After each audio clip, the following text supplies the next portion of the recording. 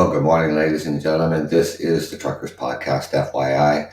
I'm your host, Doug from Ontario, Canada. It is 8 a.m. here on the 7th of April. Thank you for joining me this morning and the stigma behind homelessness. Thank you for joining me.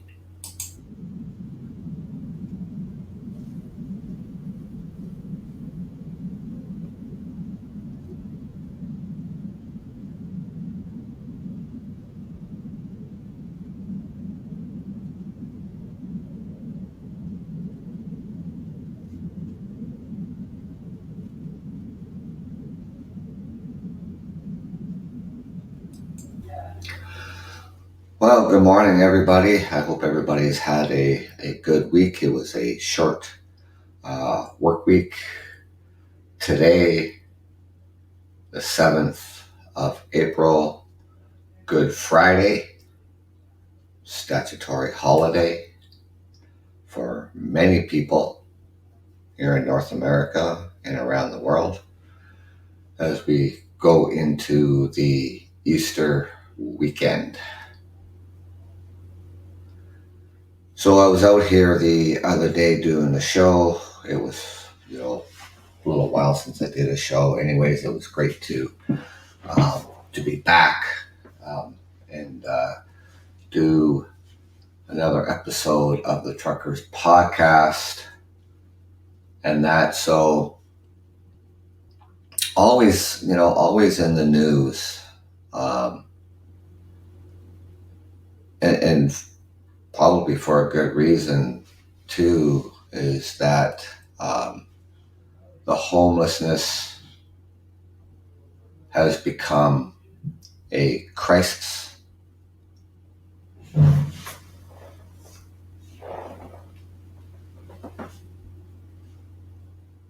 Now, homelessness is a widespread issue affecting communities around the world. Individuals experiencing homeless face a variety of challenges, including a lack of safe and stable housing.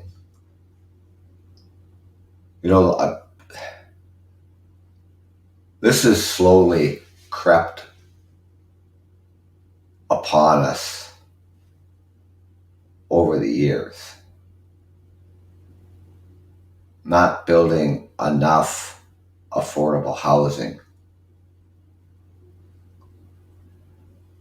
Here in the city where I reside, we'd start building, housing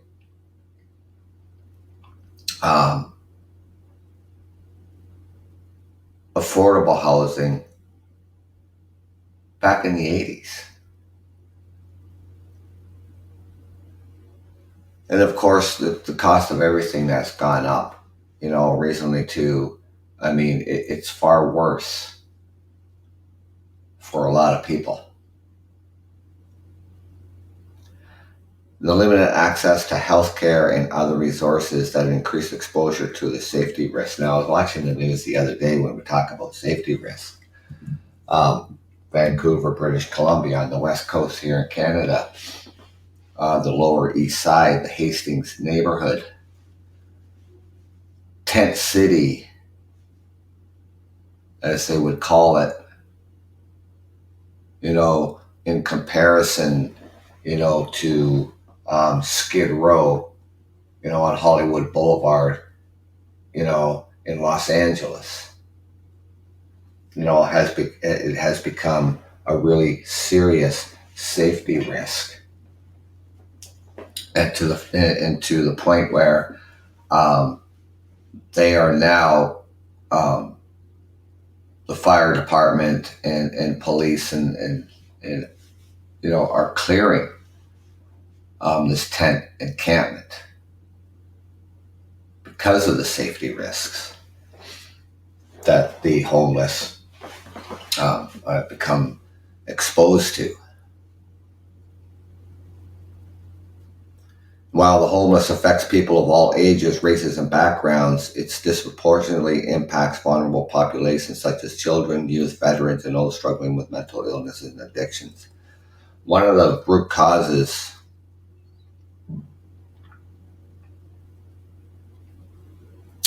of homelessness is poverty, which can stem from a variety of factors such as high housing costs, of which we're seeing today, limited job opportunities, and the social safety nets. And without the adequate financial resources, individuals and families struggle to afford basic necessities, including food, shelter, that's leading to homelessness.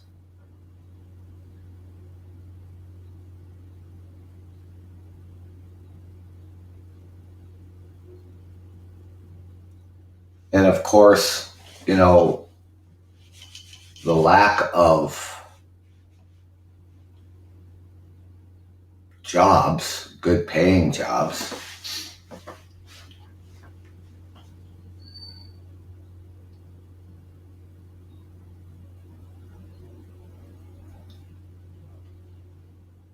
people become limited in what they can do.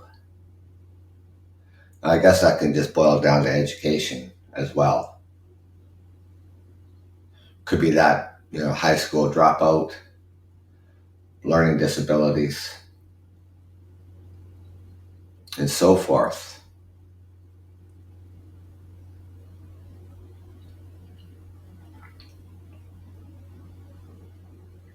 So the effects of the homelessness are far-reaching and can have lasting consequences on individuals and communities. Homelessness puts people at risk for physical and mental health problems,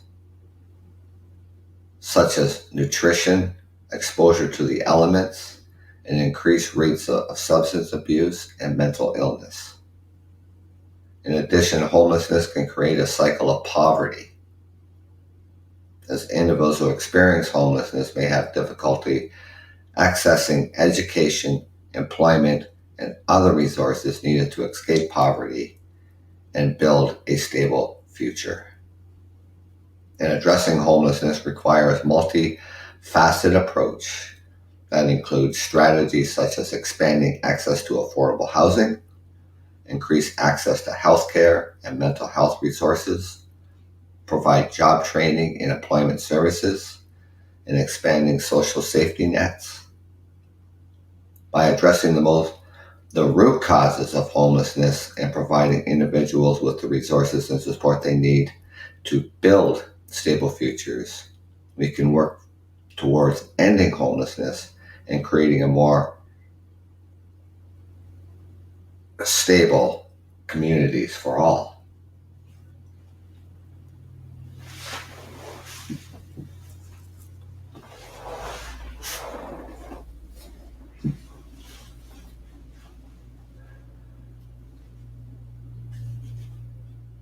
So just some of the causes that create homelessness. Others that, people who are on a low income, not just disability or what we call here in Ontario, it used to be called welfare, which is now called Ontario Works.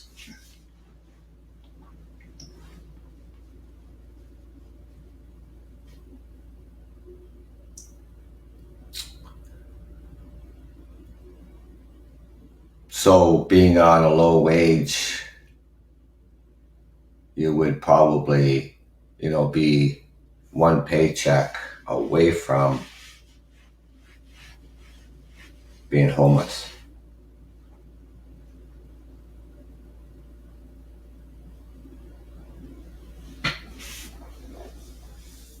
And the myths and questions about homelessness.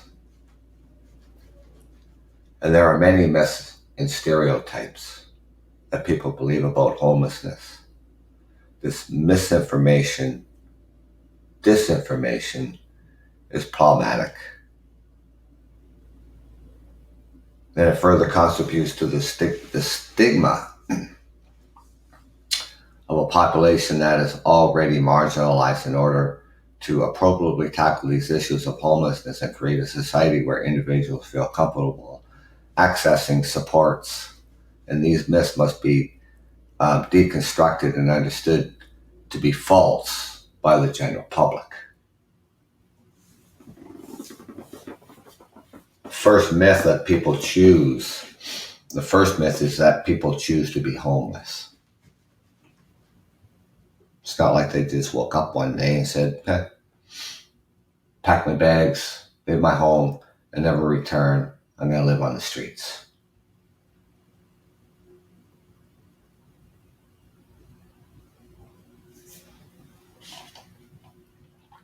So the fact a variety of different factors can contribute to an individual's experience of homelessness. Often people experience homelessness when all other options have been exhausted and or they are dealing with circumstances that make it difficult to maintain housing.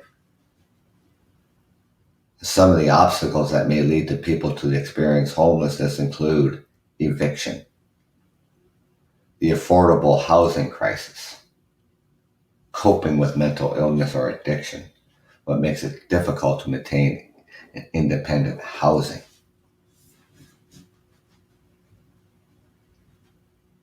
Myth number 2 is that people experiencing homeless are lazy. In order to survive, many people who experience homelessness are constantly in search for the necessities of life, such as food, shelter, and a source of income. So therefore, due to the barriers that they face, many people experience homelessness and do not have the options of being stagnant or lazy. And for an example, searching for a job becomes even more challenging when an individual does not have access to a phone, computer, or fixed address on a regular basis. Clothing. Thank you for joining me. I'm your host, Doug from Ontario, Canada. Hope you had a good week. Here we are, the weekend, the long weekend, Easter weekend, and that. So, just out here talking about the stigma behind homelessness, some of the causes of homelessness, how chronic it really is. I don't have to go very far, in my community to see someone or people who are homeless.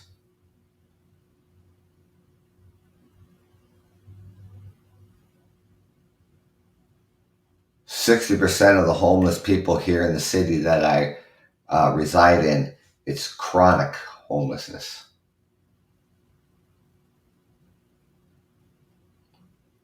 And the myths surrounding homelessness, from the general population, how they perceive people who are homeless. One of the myths is that people choose to be homeless, and many factors play into why people become homelessness. And with mental illness, with addiction, low income, whether it's minimum wage, or they're on a disability, or they're on welfare, which we don't call it welfare here in Ontario. We call it Ontario Works. The affordable crisis, the housing crisis that we're facing today. Over the decades, inadequate of building more affordable housing, which we haven't done in decades. Other myths that about people experiencing homeless, that they're lazy. In order to survive, many people who experience homelessness are constantly in search for the necessities of life, such as food, shelter, a source of income, due to the barriers that they have.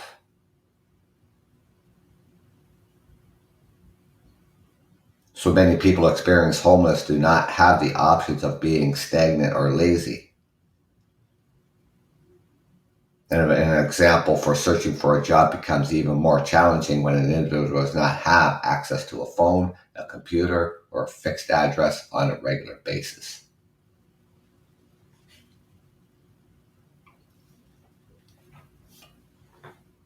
Another myth that people may have about homeless people is that all people who experience homelessness are addicts.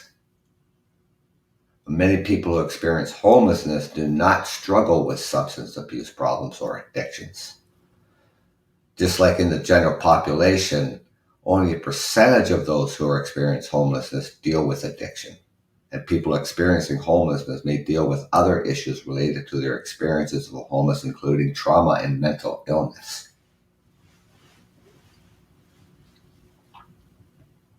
And those traumas could be physical harm, mental harm, sexual assault, and so on. Maybe dealing with a mental illness such as schizophrenia, bipolar.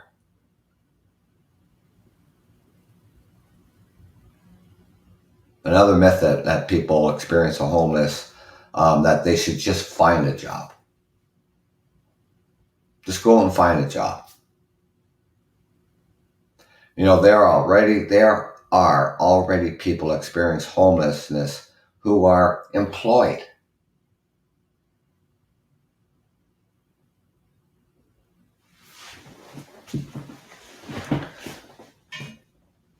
Living out of their cars. Maybe couch surfing. Living with friends or relatives.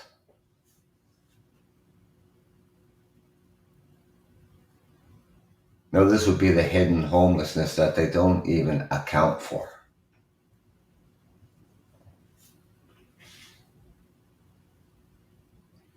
People in low income, like low paying jobs, minimum wage. And still minimum wage isn't even it's not even close to the cost of living. A livable wage. In today's society, if you're looking, for a place to rent, a one-bedroom apartment,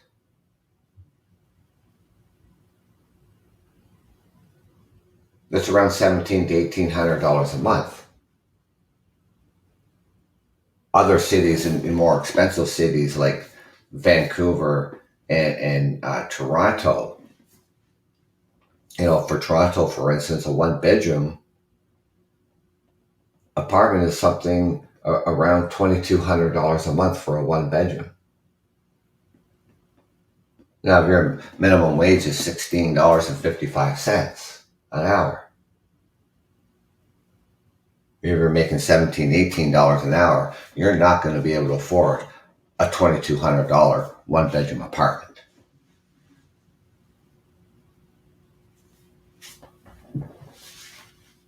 Never alone try to buy your groceries the way the prices of food has skyrocketed.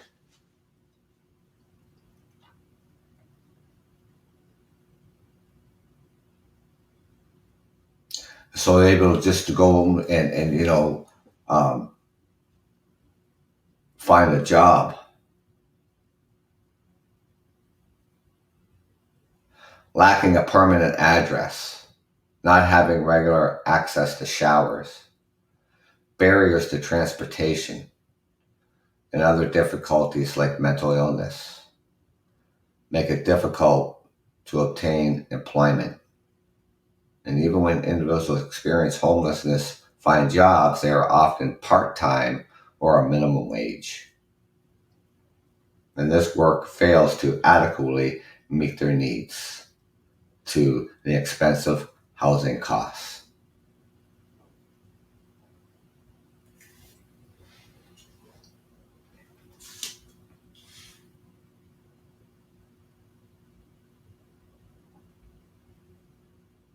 When it comes to, for an example, an abusive relationship, and the woman, has to get out and take their children, and the only place that they may just be able to go to is a shelter.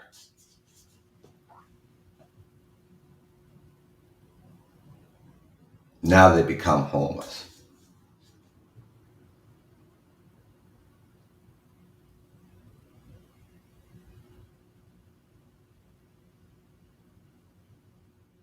Another myth: there are plenty of adequate services and supports to help those experience homelessness.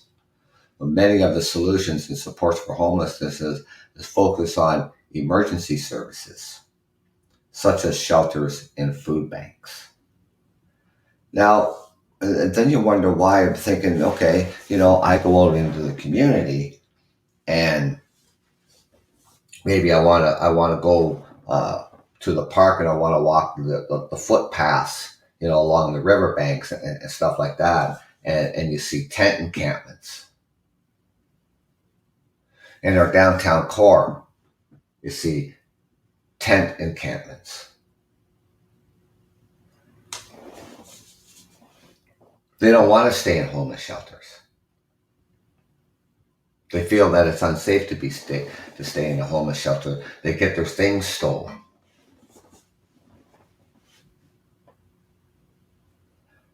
They get beat up.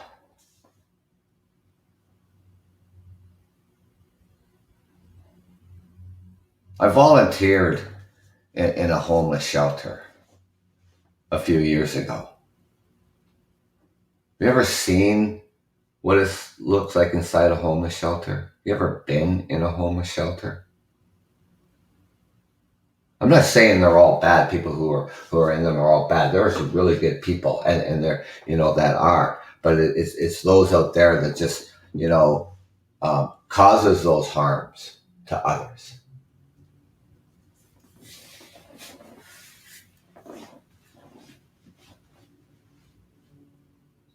Talk about food banks. More and more people are going to food banks. I was reading an article the other day, and about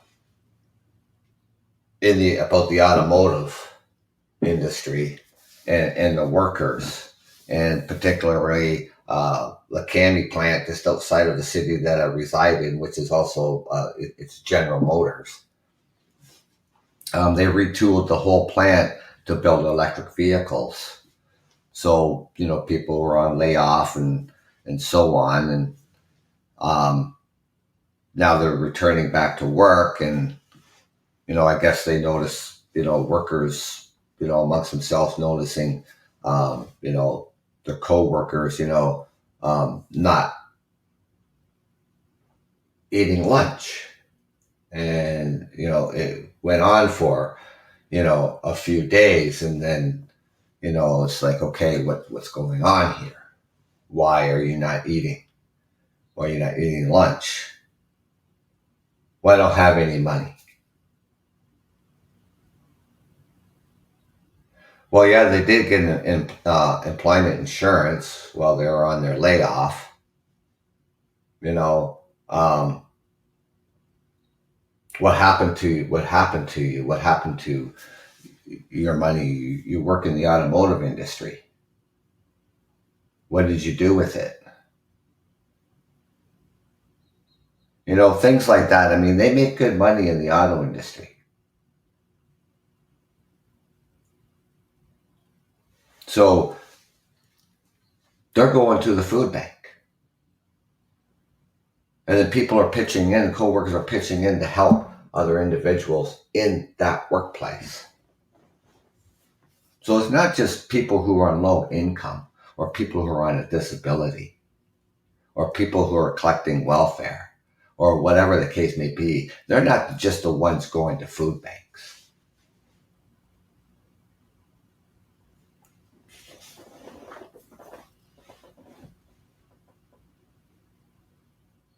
And for individuals who are trying to escape a cycle of poverty and homelessness, emergency services alone are not adequate.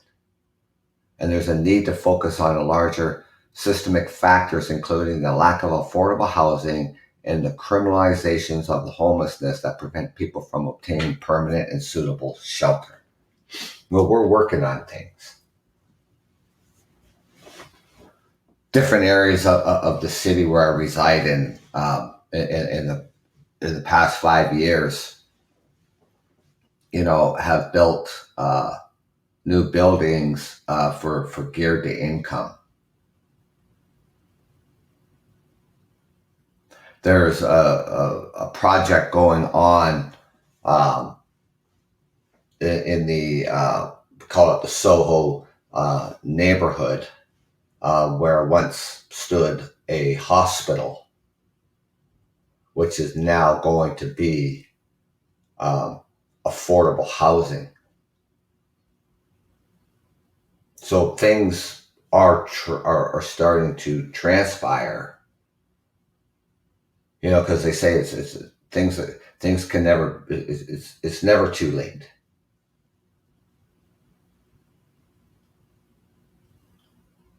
But we didn't in society we didn't keep up with things. We didn't keep up with affordable housing.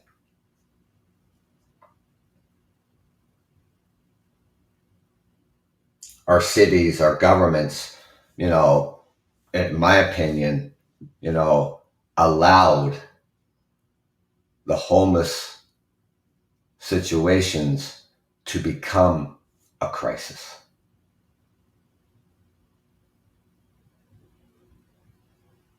And now,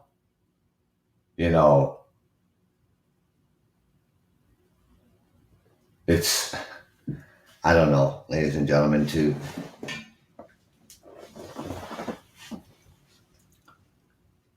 jump up now and say, oh shit, we have a crisis on our hands. Because before it's like, okay, well, you know what, we have homeless shelters. They can take care of that. We have food banks, they can take care of that. We just wash our hands and it's all taken care of. When in fact it never was.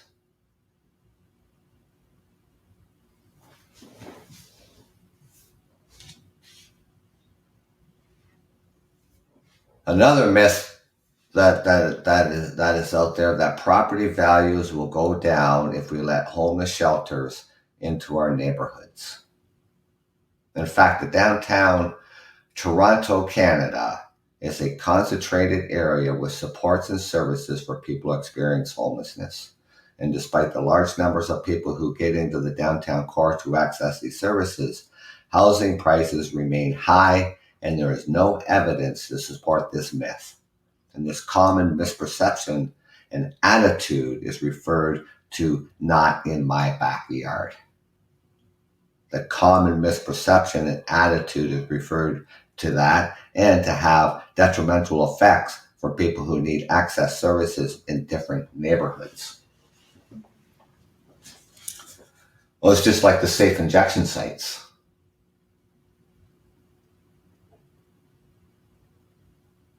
To prevent overdose. And as soon as they set up a temporary safe injection site, people throw their arms up in the air.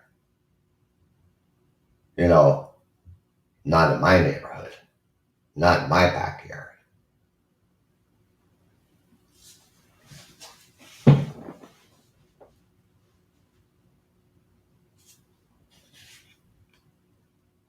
Overall, the myths that exist about homelessness and the generalizations of a more complicated reality, it is important for those who have never experienced homelessness before to understand that every homeless individual faces a different and complex set of circumstances.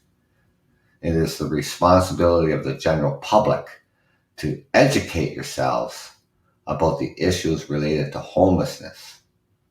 And this will hopefully result in a sensitive and a compassionate conversation and solutions to homelessness.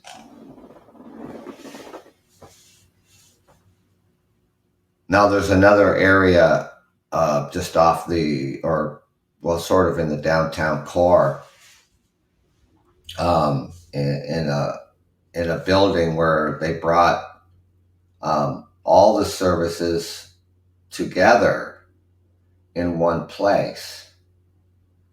So people who are experiencing or may be becoming homeless can go there for resources. And people, who are homeless, I mean, they can get something to eat, they can get a shower, and then they can access the services all in one place, which I think is a great thing.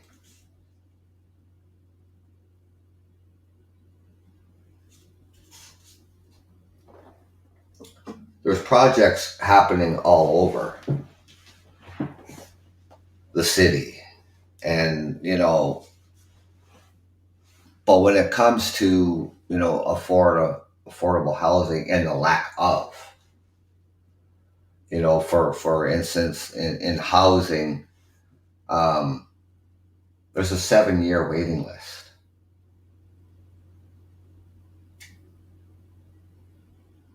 And when people with other disabilities, such as physical disabilities, and they need a unit equipped for their disabilities, that's about a 12-year waiting period.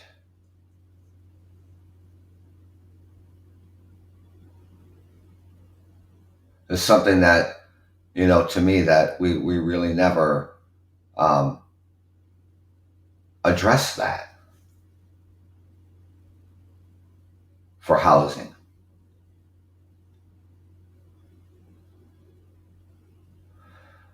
And then we look at people, for instance, with the war in Ukraine, people coming to Canada, people, going to other places in Europe, people going to the United States because they're fleeing the war-torn country. How do we house them here? Taking in a lot of refugees. And we're struggling to house our own.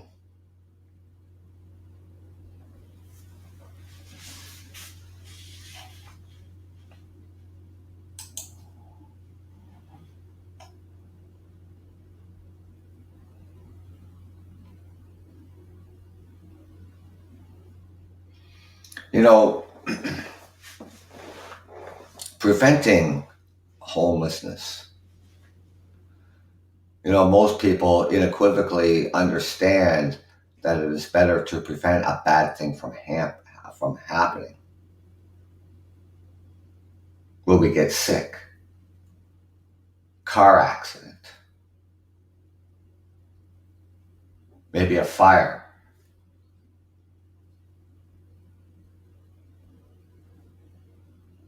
Developing a mental illness?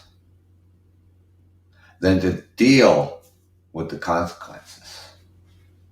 And when we know that there are things we can do so that people avoid experiencing homelessness, how can we wait ending homelessness? means working together to ensure that people are quickly, safely, and adequately housed and supported.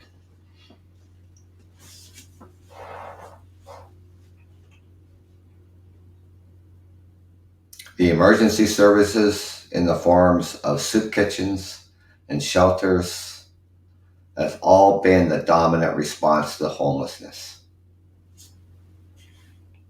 And while these services are important to helping people, it does not have the effect or reducing and ending homelessness. In fact, these responses can trap people in homelessness and make it very difficult to become safely and securely housed. They're there for their supports. They're there for they have a place to lay their head at night.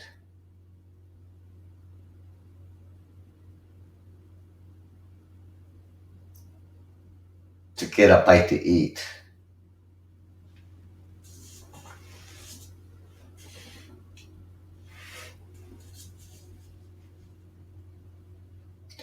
You know, they say in the last decade that Canadian policies and practices have begun to shift from managing homeless to finding solutions. I would say that just started to happen in the last 5 years, not in a decade. Because so 5 years ago they were talking about, we need to end homelessness and we need a 10-year plan. Why didn't they start this 10 years ago? Why didn't they come up and say, oh, we need to start a plan?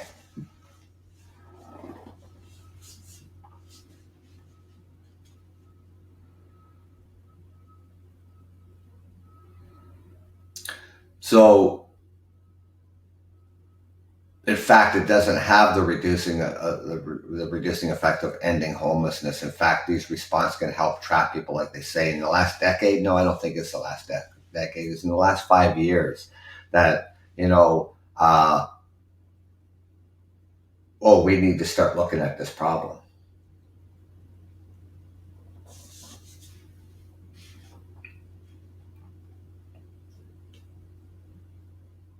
We can sit around tables all day and discuss solutions, but we need action.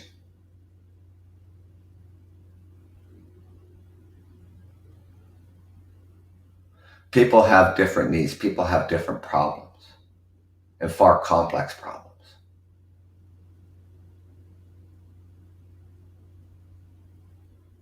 Housing First Initiative. Let's get them housed and then start working on what their problems are. An addiction, mental health.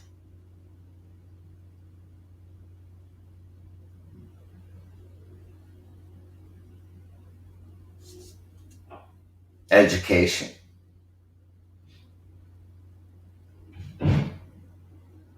Jobs. And so on. Prevention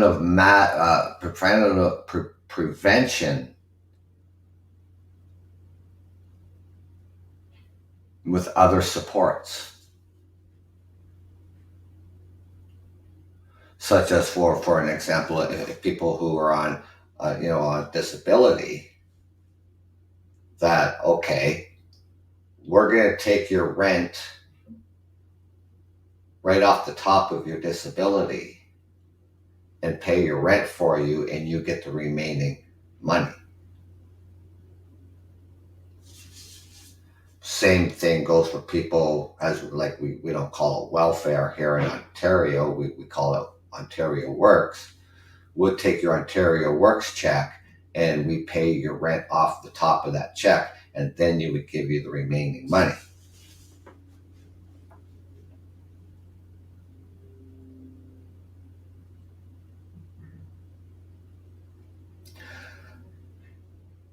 Minimum wage does not meet the requirements of being able to keep stable housing, affordability, of course, in food.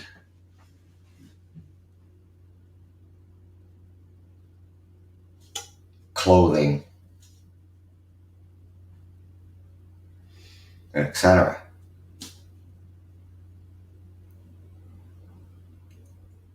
Minimum wage doesn't meet those requirements.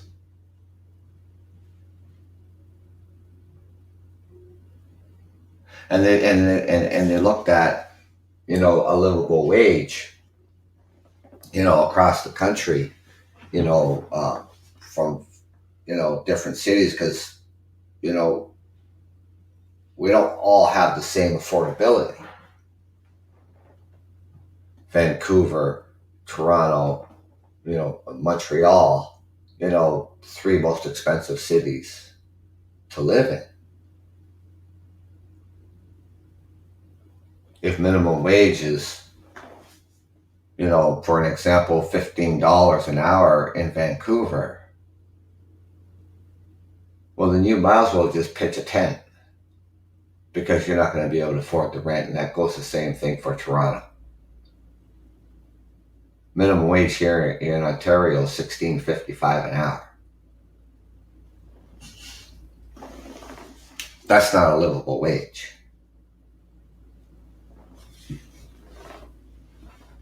I think a minimum wage, just for an example with the city of Toronto, a livable wage would be $25 an hour or more to be sustainable. And that might not even get you a home, because homes, you won't find a home in Toronto under $1 million. Here in the city that I reside in, a couple of hours west of Toronto, the average housing cost is about $650,000. $16.55 an hour is not going to get you a house, and you're going to struggle with paying rent at $1,800 a month.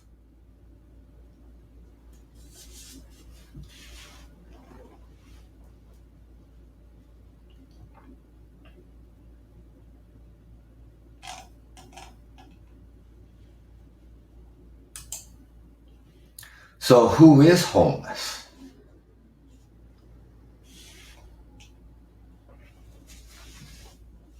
Many of us have an idea of who experience homelessness and why they experience this. These ideas come from a variety of places, including our own experiences, those of family or friends, or through the things we read or see on TV, the internet, or in the newspaper.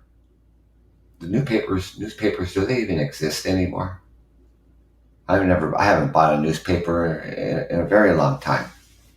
Anyway, so the different sources of information shape our ideas about how we think a typical homeless person is.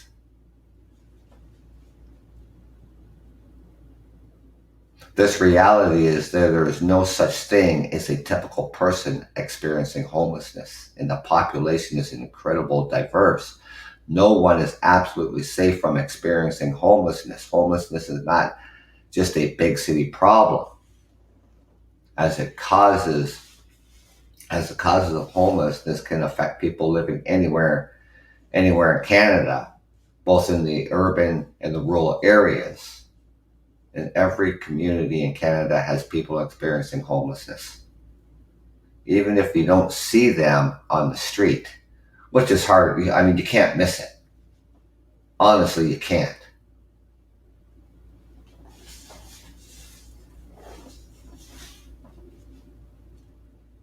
And, it's not just a big city problem. So even if you don't see the people, most people experiencing homeless don't actually live on the streets, but find themselves living temporarily with friends or family, or staying in emergency shelters. And the personal circumstances that may lead to homelessness are many, and can afflict people from virtually every community. People become unhoused when individuals and family problems become unsurmountable. And that's it, for individual problems, family problems,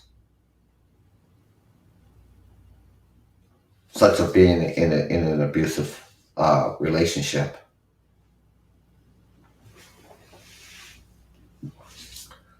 family breakup, family violence, onset of mental and or other debilitating illnesses, substance use by oneself or family members, or a history of sexual or emotional abuse, and involvement in the child welfare system.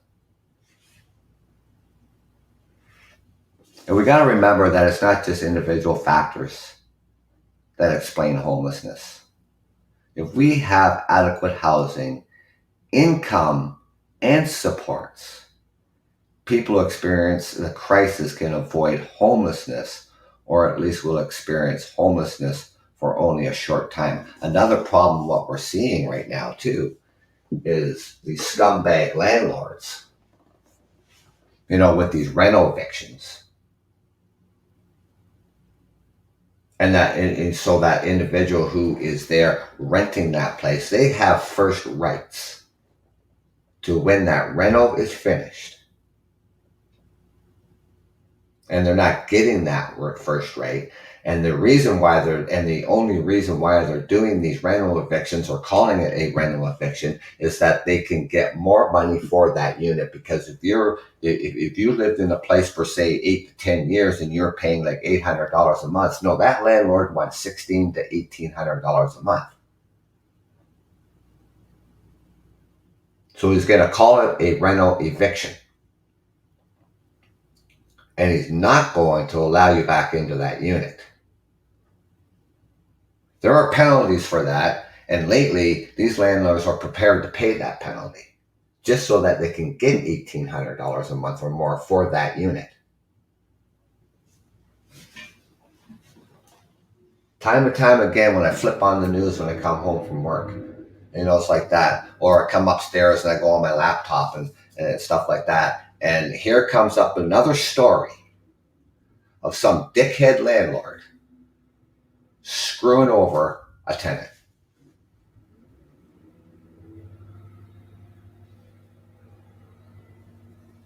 I just read an article the other day.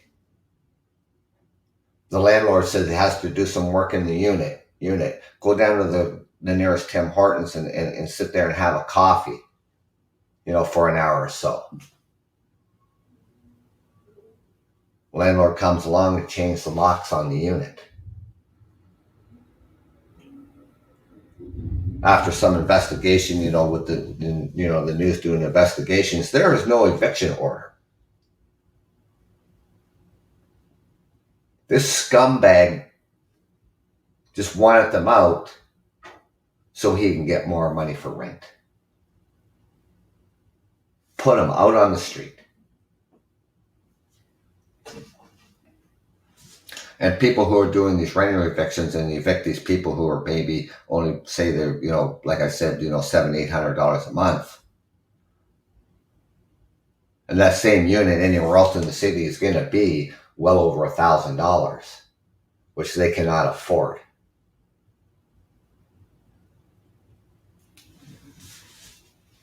We're trying to solve this problem. We're not trying to create more problems. And some of these scumbag landlords are creating the problems.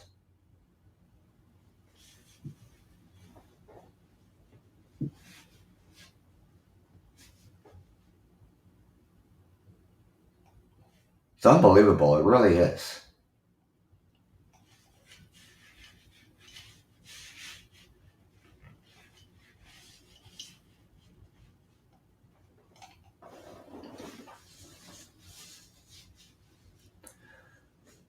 Now,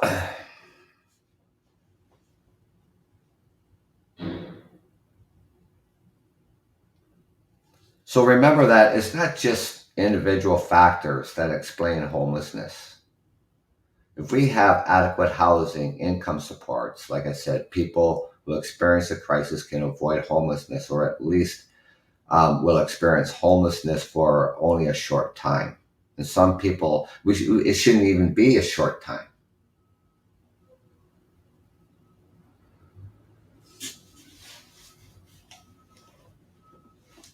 See, housing prices need to come down as well. If I went back 20 years ago, even 25 years ago, you know, there was adequate housing because, people who were renting, you know, were buying houses, and, people move. So people are always moving. People are always renting. People are always buying.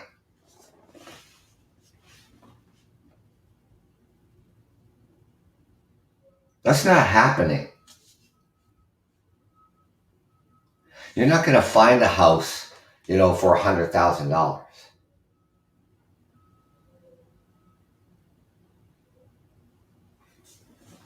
ever again. So when they talk about building affordable housing, because we have a serious shortage of housing in this country, what do they mean by affordable?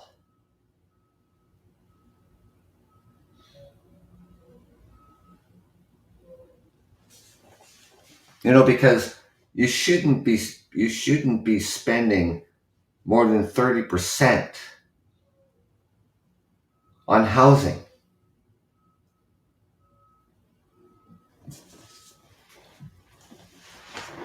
Today, it's just ridiculous that, people, that 30% is now something like spending 55% of your income just to have a roof over your head, and leaving yourself short for life necessities.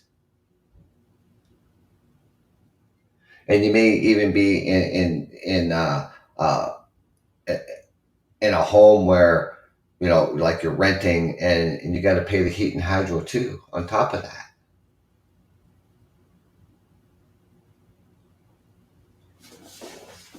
Like a lot of apartment buildings out there, it's all inclusive. But if you're renting a single dwelling, or you're renting a townhome, you're paying the cost to heat. You're paying for the water on top of the rent.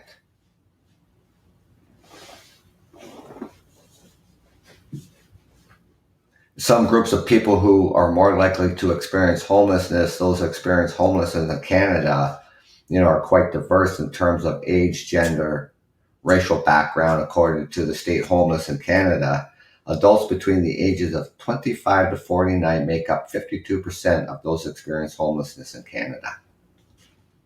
And furthermore, seniors 65 years or older make up a small percentage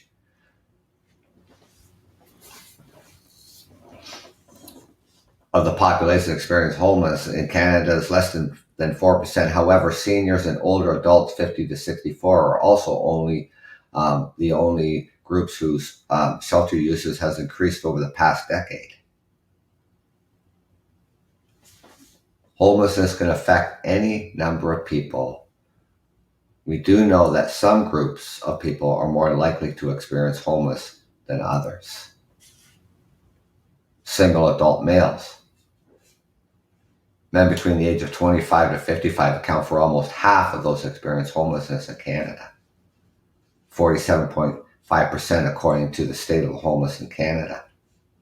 And the characteristics of this group include greater incidence of mental illness, addiction, and disability, including invisible disabilities such as brain injury.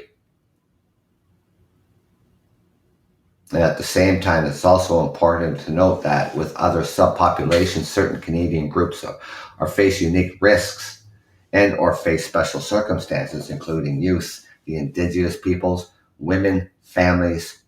People of Pacific experience homelessness would differ for each group, and the strategies to address these homeless must be tailored to their needs.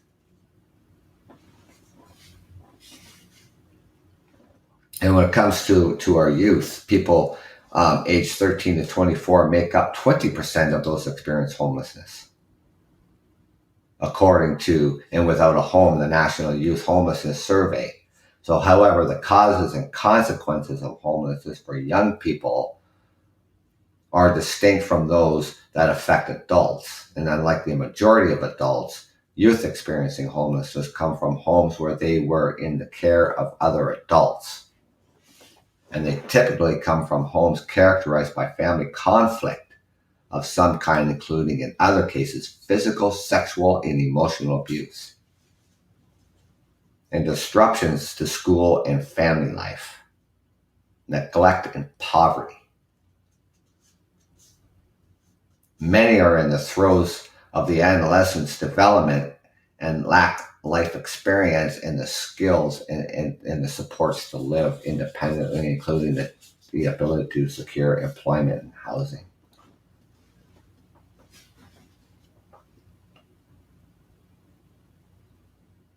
And all these other factors increase the challenges in supporting this group, since the needs of a 16-year-old are very different from those of someone older.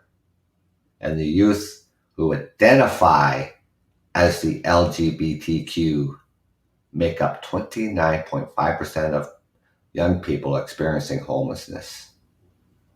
And this is important to note because the persistence of homophobia clearly plays a role in youth homelessness, with sexual minorities being overrepresented in street youth population and a result of the tension between the youth and his or her family, friends, the community. Homophobia by the homeless sector can further oppress that population. Women make up 27.3% of those experiencing homelessness. Women are at the increased risk of hidden homelessness, living in overcrowded conditions, or having sufficient money for shelter. And a number of factors make women more likely to experience homelessness compared to men, including precarious employment that increases the likelihood of income changes or employment, having to take on additional caregiver roles such as looking after children and the other dependents. Women in Ontario also experience a wage gap of 30% compared to men, making them much more likely to experience poverty. In addition, women are also at a higher risk of experience intimate partner violence. Family violence is a major cause of homelessness for women. And while some women make use of violence against women's shelters, others wind up using homeless shelters. In a point in time, count of women staying and found that abuse was the most commonly cited reason for admission, at 71%. And the majority, 60%, had not reported this to the police. And when women become unhoused, they are increased risk of violence and assault, sexual exploitation, and abuse. And which may explain why the lower numbers of women in the shelter system, and many women will go to lengths to avoid the shelter system, including staying in that dangerous, unhealthy relationship, and or making arrangements to move in with a partner even when that situation is unsafe, rather than submit to the incredible risk of violence and exploitation on the streets.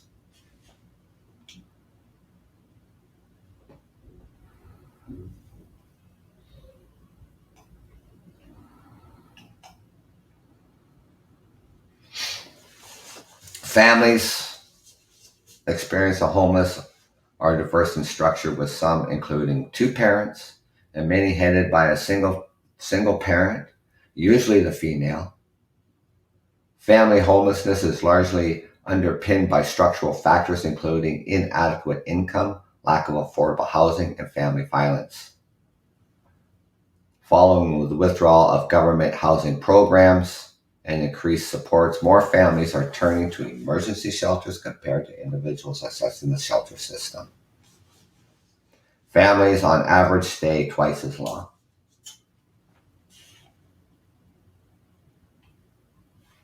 So trying to understanding these factors that lead to homelessness and the fact there are many pathways to homeless, and take account of the distinct challenges in the Pacific subpopulations what they face.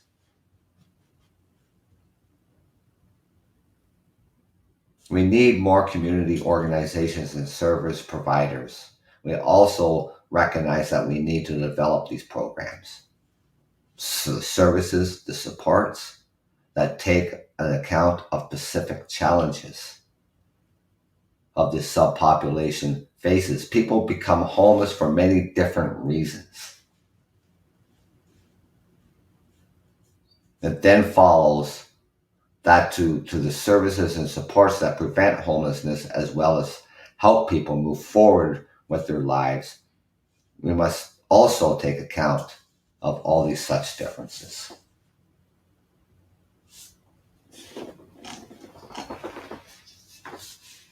We can help.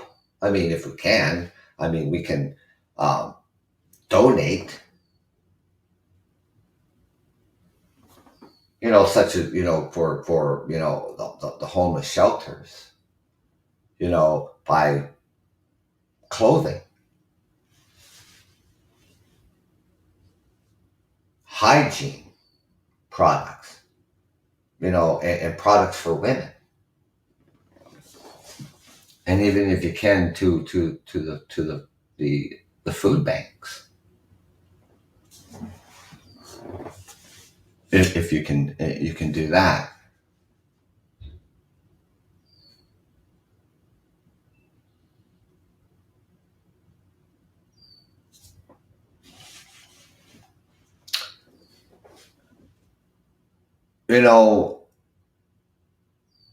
Recently, it doesn't matter where you go to. I mean, you've seen this yourself. You're driving down the street, you come up to a red light, someone's standing in the median holding up a sign, homeless, please help. All the time, every day.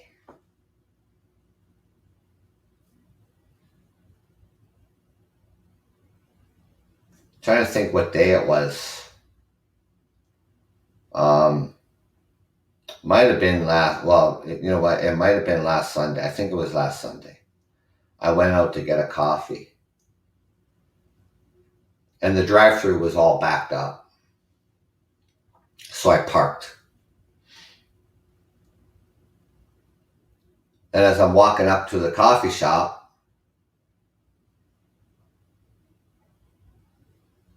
and someone on the walkway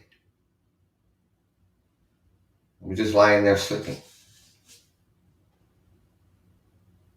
We're not really sleeping, but they were just lying there.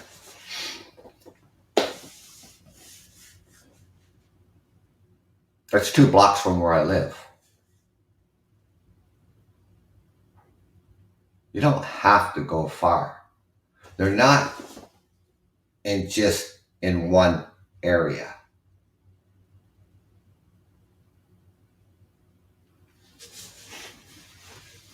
And like I say, for the ones that we see in the hidden, which you will not see.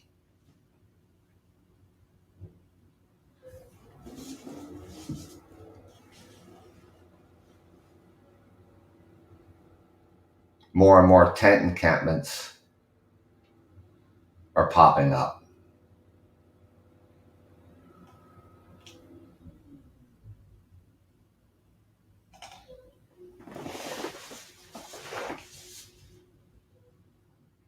Yeah, we're starting to gradually do things. We're starting to gradually help people. A little too late, maybe. Maybe too late for some.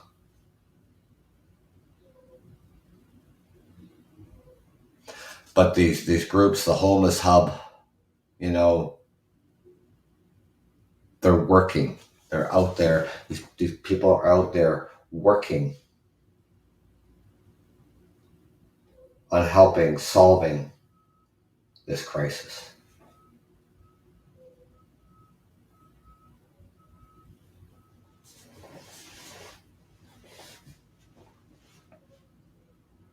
Maybe someday we won't have homeless shelters. Maybe someday we won't have food banks. Maybe someday everybody will be housed. I thought it was a basic human right. It is a human right. Nobody, woman, child, youth, adults, should be subject to living on the streets or in shelters.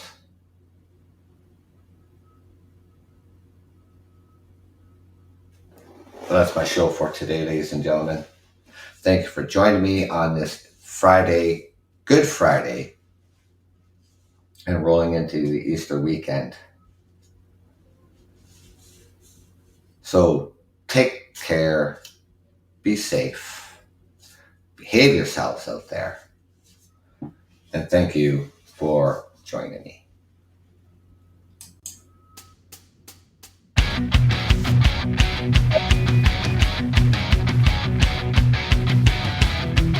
Ladies and gentlemen,